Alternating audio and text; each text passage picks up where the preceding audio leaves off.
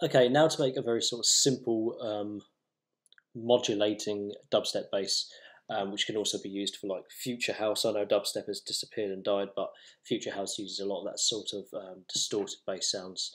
So the way you do it is go to Instrument, ES2, and we're going to use 3 oscillators this time, so leave them all turned on. The first one we're going to use is the sawtooth wave, and it sounds like this.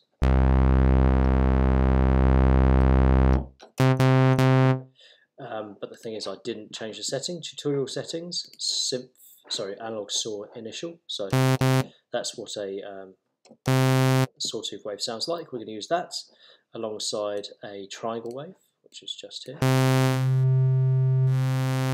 We're also going to use a bit of digiwave synthesis, which is down here. We're going to use the glass drum sound.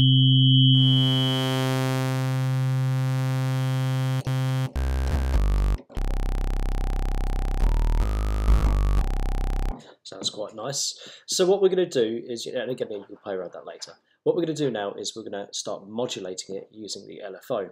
Modulation means to like change, and it's almost like automatically, so it happens up, then down, then up, then down. We're going to use the LFO to do so. We're going to use LFO number 2. So cutoff, which basically does this. We're going to modulate cutoff 2 by using LFO number 2, which is just here. There are 2 LFOs. We're going to choose this one. If you listen now, by moving this up and down, you can change how quickly the the LFO is modulating that sound.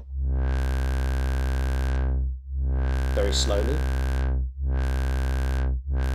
You can also play around with how much it turns up and down, so how far this cutoff is essentially moving.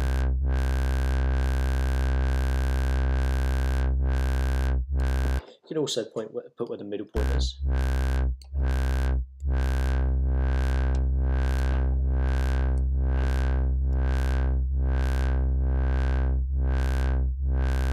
Just play around until you're happy with the balance between the cutoff LFO and the actual original cutoff point. You can also try playing around with resonance, which puts like a little peak at where it's moving up and down.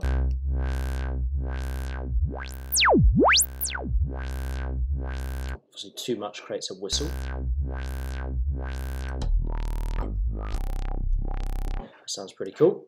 Now you can either use the sort of the free free tool they call it, which means every second there'll be 0.75 up and downs. Or if we do it there, so every second it's going to go up and down and back to its starting point once a second. We can actually sync it with our project. So now that's in time with 140.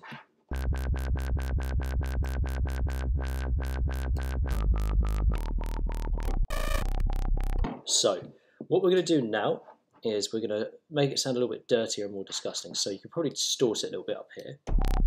That's soft distortion or hard distortion. I'm going to use the hard distortion, and I'm going to bring in a Bitcrusher distortion plugin. So that's in distortion, Bitcrusher. So this is quite cool. I'll talk to you about it, what it actually does at a different point, but for now we're just going to use some settings. So we can either drop the resolution down to about 6 and drive up to about 8. Gives it a nice bit of distortion, a bit of hiss, which is quite cool. Or you could play around with downsampling. So if you put your resolution all up to 16-bit resolution and downsample a little bit.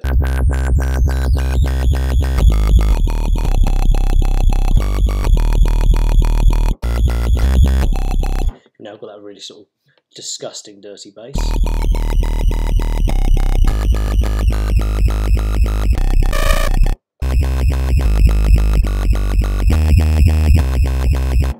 Always getting that sort of yah sound, which is quite distinct with dubstep and future house. So that's basically how to make that sort of sound.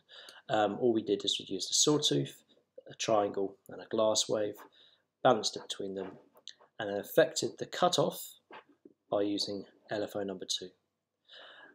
If you don't like it automatic, just leave it in the middle, like that. Turn it off at all, like this, so go cut off via no source, or just put it back down to the middle.